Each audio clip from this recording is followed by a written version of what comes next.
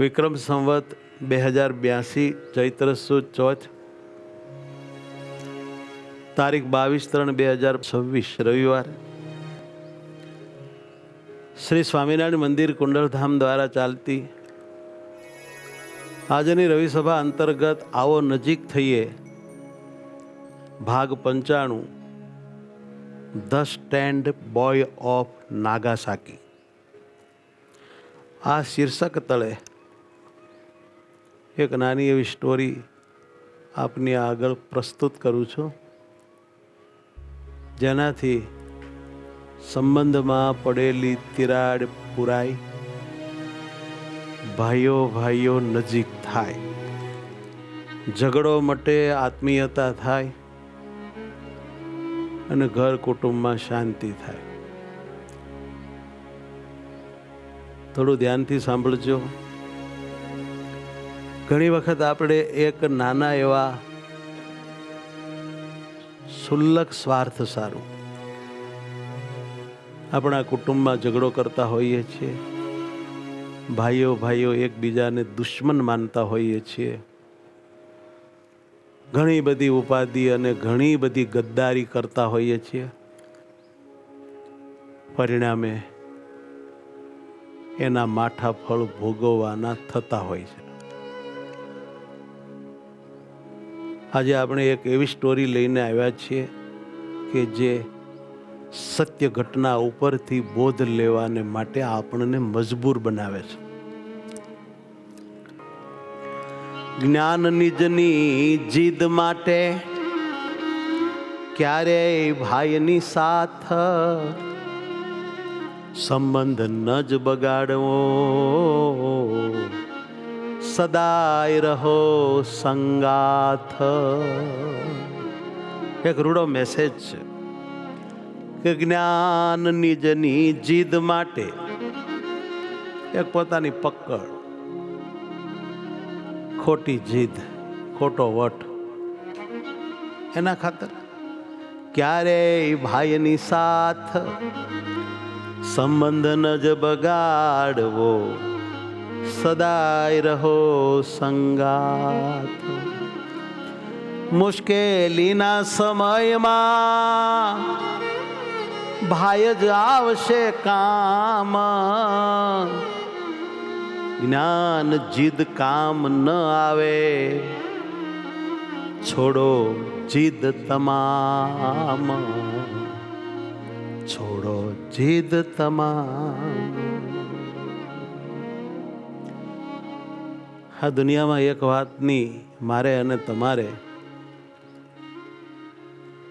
હા પાડવી પડશે કે જ્યારે કાંઈક દુઃખ આવે છે ત્યારે ઝઘડ્યા હોઈએ, બોલ્યા હોઈએ તો પણ આપણા ભાઈઓ જ આપણી મદદે આવતા હોય છે. તમારી વાત તો છોડો, અમારા ત્યાગા આશ્રમ સુધી આ નિયમ અકબંધ લાગુ પડેલો છે. બીજા કોઈ કામ લાગતા નથી. બ્લડ સંબંધમાં પાવર બહુ છે, માટે સારા સંબંધ રાખો. બહુ વેર ઝેર હારા નહીં, બહુ અબોલા હારા નહીં. બહુ પ્રકૃતિ ન મળતી હોય તો થોડું ડિસ્ટન્સ રાખીને જીવવું, પણ કડવાહટ રાખીને, વેર ઝેર રાખીને, એકબીજાની કાપાકાપી કરીને જિંદગી બગાડવી નહીં. એક રિયલ પ્રસંગ છે. આ એક ઐતિહાસિક ફોટોગ્રાફ છે. આ બહુ ફેમસ ફોટો છે. તમને સવાલ થશે આ કોનો ફોટો છે, ક્યાંનો છે, શા માટે અહીં તમે લઈને આવ્યા? આ કરુણ ફોટો છે, જે ઈસવીસન 1945માં જાપાનના નાગાસાકીમાં 9 ઓગસ્ટના રોજ અણુ બોમ્બ ધડાકા બાદ લેવામાં આવેલ ફોટો છે. આ પહેલા એના રિયલ ફોટા છે. જ્યારે અણુ બોમ્બ ફેંકાણો ત્યારે બહુ માણસો મર્યા એ પછીનો આ ફોટો છે. આ ફોટોગ્રાફમાં લગભગ 10 વર્ષનો આ છોકરો તેના મૃતભાઈને તેની પીઠ પર પટ્ટો બાંધી સ્મશાન ગૃહની બહાર અંતિમ વિધિની રાહ જોઈને ઊભો છે. એટલા બધા માણસો મર્યા હતા કે સ્મશાનમાં બાળવા માટેની જગ્યા નહોતી. લોકો લાઈનમાં ઊભા રહ્યા હતા. ત્યારે આ છોકરો એના ભાઈને અગ્નિ સંસ્કાર દેવા લાઈનમાં પીઠ ઉપર લઈને ઊભો છે. એનો ભાઈ મરેલ છે. આ બોમ્બ ધડાકાના ગેસથી મર્યો છે.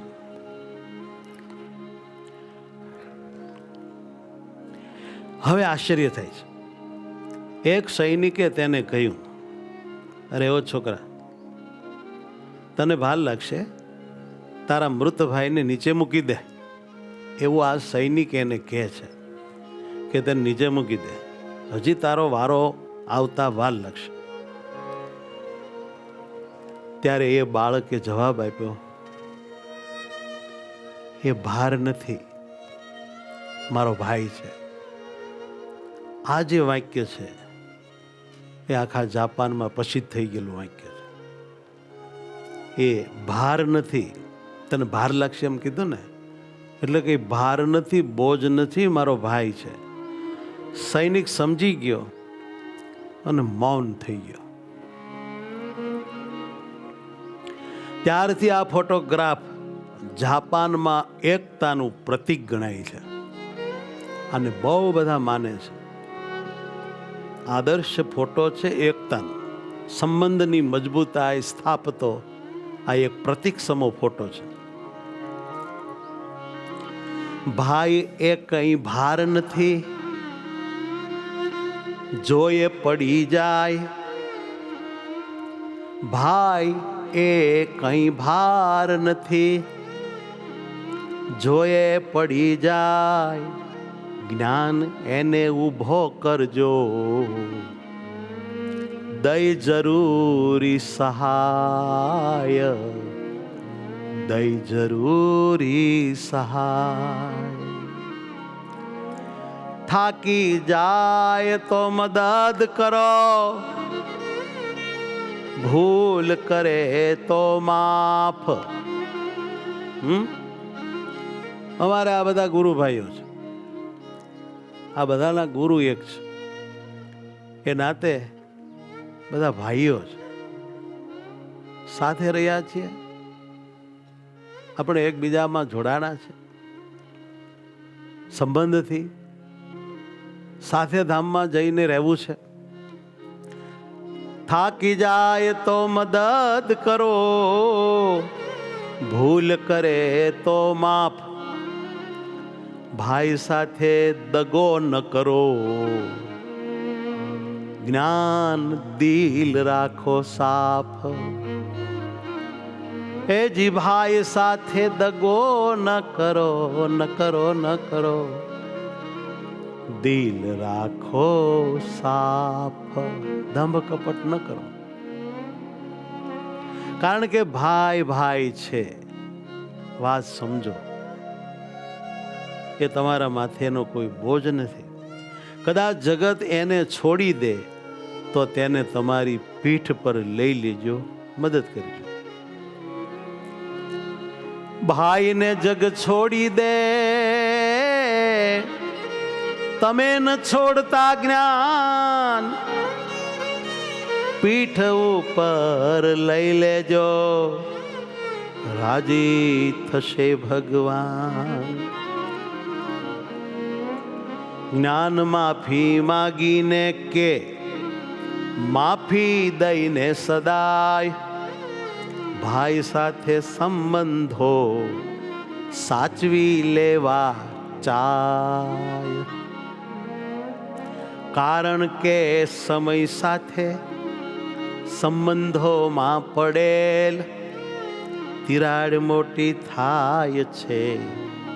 જ્ઞાન રહો અડે.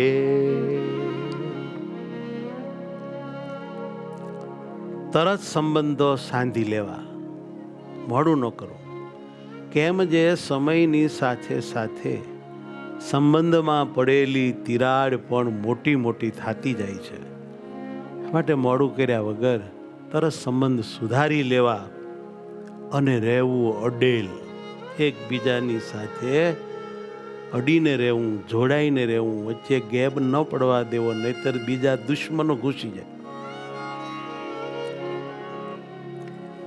આમ આપણા જે કોઈ માતા પિતા, સ્નેહી, પત્ની, દાદા દાદી, આ બધાની સાથે બહુ હળી મળીને પરિવાર ભાવનાથી, કુટુંબ ભાવનાથી આપણે બધાએ જીવવું જોઈએ. વિશેષ સમજવા જેવું ધ્યાનમાં લેજો. જેમ દેહના સંબંધી સાથે પ્રેમથી રહેવું જરૂરી છે, એ પણ જીવનમાં સુખી થવાની ચાવી સમાન છે. પણ એના કરતાંય વધારે આત્મકલ્યાણ માટે આત્માના સગા સંબંધી એવા જે આ સંતો, આ ભક્તો સાથે પણ ખૂબ પ્રેમ આત્મીયતાથી રહેવું જરૂરી છે, ખૂબ જરૂરી છે. જ્ઞાન દેહના સંબંધી જેવી જ પ્રીતિ સદાય સંત ભક્તમાં રાખવી, એમ બોલ્યા હરિરાય. છે વચનામૃતમાં કે જેવી ભાઈમાં પ્રીતિ છે, જેવી પત્નીમાં પ્રીતિ છે, એવી જ પ્રીતિ ભગવાનના સંત સાથે રાખવી. જ્ઞાન દેહના સંબંધી જેવી જ પ્રીતિ સદાય સંત ભક્તમાં રાખવી, એમ બોલ્યા હરિરામ.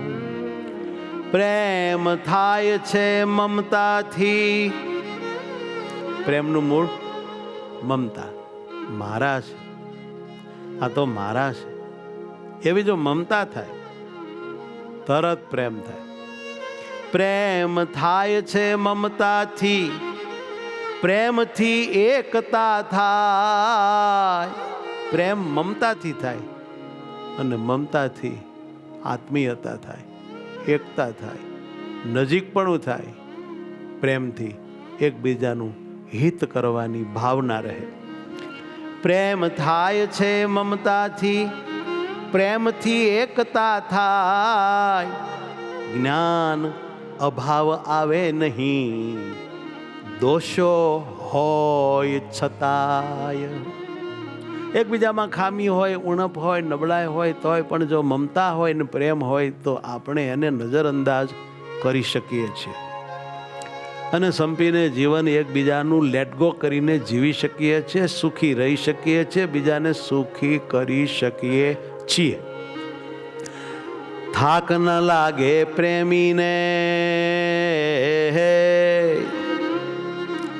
થાક ન લાગે પ્રેમીને, બહુ શ્રમ પડે છતાંય. જો ભગવાનમાં પ્રેમ હોય તો ભગવાન માટે દંડવત કરીએ, ભક્તિ કરીએ, સેવા કરીએ, આપણને થાક ન લાગે. એમ થાય કે હું કોના માટે કરું છું, કોણ મળ્યા છે મને, કોને મારે રીઝવવાના છે. સંતો ભક્તો પ્રત્યે જો પ્રેમ હોય તો એને માટે સેવા કરવી પડે, એને માટે પૈસે ટકે ઘસાવવું પડે, કાંઈક નમી દેવું પડે, કાંઈક આપણે લેટ ગો કરવું પડે. મૂંઝવણ ન આવે, મનમાં એમ થાય કે આ કાંઈ ખોટનો ધંધો નથી, આમાં જ સાચી જીત અને સાચો ફાયદો છે. સંત ભક્તની આગળ હારી જવું એ જ સાચી જીત છે. થાક ન લાગે પ્રેમીને, બહુ શ્રમ પડે છતાંય. જ્ઞાન એવો પ્રેમ હોય તો સાચો સંબંધ ગણાય, સાચો સંબંધ ગણાય. આવી પ્રેમ ભાવના હોય, એકતા હોય, પરસ્પરસ એકબીજાને સુખી કરવાની અંદરથી ભાવના વર્તતી હોય તો એ સાચો સંબંધ અને પ્રેમ કહેવાય છે. આપણે આ સ્ટોરીમાંથી આપણે ઉપયોગી ઉપદેશ ગ્રહણ કરીશું, આપણા જીવનને અને આપણી આધ્યાત્મિકતાને ઓર સારી સજાવીશું અને ભગવાનને રાજી કરશું. સૌને ભાવથી જય સ્વામિનારાયણ.